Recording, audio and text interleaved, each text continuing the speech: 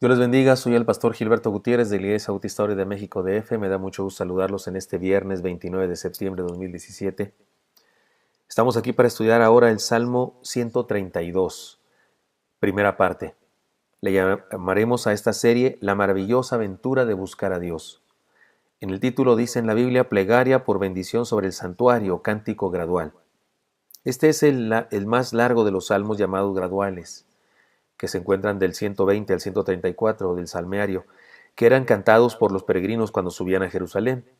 Tiene cierta semejanza con los Salmos 24 y 68 y nos recuerdan cuando David llevó el arca de Kiriat Jearim a Jerusalén, pero seguramente fue compuesto posteriormente. Algunos piensan que es un salmo posexílico, escrito para la dedicación del templo cuando fue reconstruido por Zorobabel, pero el término ungido que se utiliza para el rey nos hace pensar que tiene su origen en la dedicación del templo de Salomón.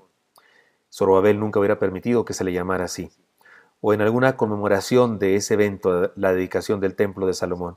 Varios detalles del lenguaje indican una fecha que es, insisto, anterior, tal vez alrededor del tiempo del hijo de David, Salomón. Leámoslo y reflexionemos en las enseñanzas que nos imparte. La primera enseñanza es esta: busquémosle esforzadamente. El Salmo por completo nos habla de la aventura de buscar a Dios y primeramente nos dice, busquémosle esforzadamente. Antes que nada hay que decir una cosa: Dios nos buscó a nosotros primero. De hecho, nosotros no podemos alcanzarlo, no podemos encontrarlo. Es imposible, estamos incapacitados los seres humanos para encontrar a Dios por nuestro esfuerzo. No podemos. Él se nos revela y lo que nos revela de sí mismo es lo que nosotros podemos entender. Si no fuera porque se nos revela, no entenderíamos nada. No somos capaces de encontrar a Dios por nuestro esfuerzo. Desde el Génesis se dice que Dios busca al ser humano. Por ejemplo, cuando Adán y Eva pecaron, ellos se escondieron de Dios. Es la naturaleza del ser humano, esconderse de Dios, apartarse de Dios. Pero Dios los buscó a ellos. Dice Génesis 3:9, mas Jehová, Dios, llamó al hombre y le dijo, ¿dónde estás tú? Fue Dios quien bajó al huerto a buscar a Adán y Eva. En el Nuevo Testamento el Señor Jesús dijo que su misión en la tierra fue buscarnos. Leamos. Porque el Hijo del Hombre vino a buscar y a salvar lo que se había perdido. Esto está en Lucas 19:10. Sin embargo, en nuestro libre albedrío, los seres humanos respondemos a Dios buscándole a Él también nosotros. En virtud de que Él nos buscó primero, nuestra búsqueda en realidad es un encuentro inminente, porque la única razón por la que le podemos encontrar es porque Él nos buscó primero. Pero como sí nos buscó primero, entonces podemos encontrarle. En el Antiguo Testamento, el Señor por medio de los profetas dijo, pero así dice Jehová a la casa de Israel, buscadme y viviréis. Esto está en Amós 5:4. Y en Isaías 55:6 dice, buscad a Jehová mientras puede ser hallado, y amadle en tanto que está cercano. Y en el Nuevo Testamento, cuando sus primeros discípulos recién le conocieron, el Señor antes que nada les hizo una pregunta. Y volviéndose Jesús y viendo que le seguían, les dijo, ¿qué buscáis? Ellos dijeron, Rabí, que traducido es maestro, ¿dónde moras? Esto está en Juan capítulo 1, versículo 38. Esta fue una pregunta trascendente. La pregunta, ¿qué buscáis? Fue una pregunta trascendente. Les estaba preguntando, ¿cuál es su objetivo en la vida? ¿Cuál es su razón de ser? ¿Qué esperan de la existencia? ¿Hacia dónde van? ¿Qué es importante para ustedes? ¿Cuáles son sus metas? Es decir, hermanos y amigos, que buscar a Dios es importante. De hecho, es vital. La respuesta define nuestra vida.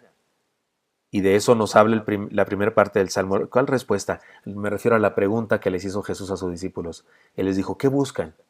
La respuesta a la pregunta, ¿qué buscamos?, define nuestra vida. Y de eso nos habla esta primera parte del Salmo. Leámoslo ahora sí el Salmo y reflexionemos en sus enseñanzas. Versículos 1 al 5 leeremos el día de hoy.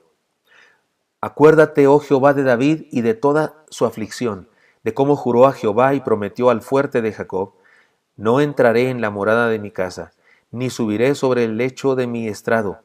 No daré sueño a mis ojos, ni a mis párpados adormecimiento, hasta que haya lugar para Jehová, morada para el fuerte de Jacob. Esta expresión, el fuerte de Jacob, es una manera de llamar a Dios. Pero la narración describe la pasión y el esfuerzo que David puso para edificar el templo a Jehová. Experimentó aflicción por no tener casa edificada a Jehová, es decir, no estaba contento, mientras no había templo. Estaba afligido mientras no había templo. En segundo lugar, hizo juramento de no ir a su casa ni dormir hasta lograrlo. Y número 3, aunque es un asunto metafórico, esto que nos dice que no durmió y esas cosas, aunque es un asunto metafórico, el salmista nos habla del profundo compromiso que mostró David para honrar a Dios edificando el templo. Si vamos a la historia de donde surge esta narración, sabremos que David preparó todos los materiales para que finalmente su hijo Salomón edificara el templo. Además, es importante una escena en la vida de David. David tenía que ofrecer un holocausto a Jehová. Y siendo el rey, el dueño del terreno donde David quería hacer eso, le dijo, te lo regalo, tómalo, te lo regalo, y te doy también la leña y los bueyes para que hagas el sacrificio a Jehová. Pero David respondió, miren lo que dijo.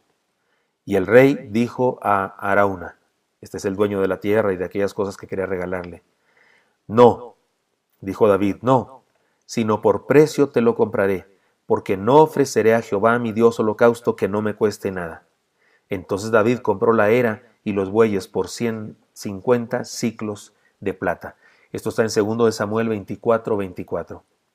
Para resumir la enseñanza de lo que dice el Salmo y de dónde se origina esta descripción de lo que hacía David y esas cosas, y para relacionarlo con el asunto de lo importante que es buscar a Dios, tanto en el Antiguo Testamento como en el Nuevo Testamento, permítanme, para ser breve, resumir la enseñanza diciendo 7 declaraciones. Número 1. La salvación es por gracia, por medio de la fe, es decir, es un regalo de Dios y no una conquista de nuestras obras. Pero el discipulado, el seguir al Señor Jesucristo, el ser sus embajadores aquí en la tierra, es algo que requiere la entrega de toda nuestra vida. Su salvación es gratuita, pero seguirle, ser sus discípulos, tiene un costo. Entregarle toda nuestra vida. Es más, déjeme decirlo de otra manera. Número 2, Dios no pide mucho de nosotros. No, Dios no pide mucho de nosotros. Pide todo. Porque Él también lo dio todo. ¿Por qué habría Él de darnos todo y usted y yo y estar conforme con que nosotros le damos una parte solamente a nosotros? No, Él pide todo. Número 3, cuando somos inconversos, no tenemos nada que ofrecerle a Dios. Solo nuestra fe y la aceptación de su gracia y salvación. Pero cuando ya somos sus hijos, discípulos, mayordomos, ahora sí podemos ofrecerle nuestras buenas obras, servicio, obediencia, y debemos hacerlo esforzadamente. Número 4. El Señor dijo, desde los días de Juan el Bautista hasta ahora el reino de los cielos sufre violencia, y los violentos lo arrebatan. Esto está en Mateo 11:12. Y aquí violentos significa los aguerridos, los apasionados, los esforzados. Si vamos a seguir a Cristo debemos hacerlo con ganas. La negligencia, la superficialidad y la irresponsabilidad, la desobediencia, son señales de inconversión. No se ha convertido quien no se esfuerza y con pasión se entrega a Jesús. Número 5. El Señor también dijo, si alguno quiere venir en pos de mí, niéguese a sí mismo, tome su cruz cada día y sígame. Esto está en Lucas 9:23. La fe cristiana no es para tacaños, no es para quienes regatean su vida, es para los entregados, los que dan todo, los que se dan por completo. Número 6.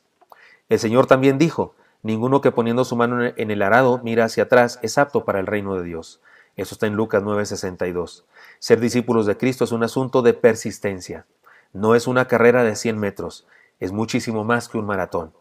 Toma toda la vida. Y número 7. Seguir el ejemplo de David que nos narra este salmo es entregar a Dios todo lo que somos, todo lo que tenemos y todo lo que sabemos.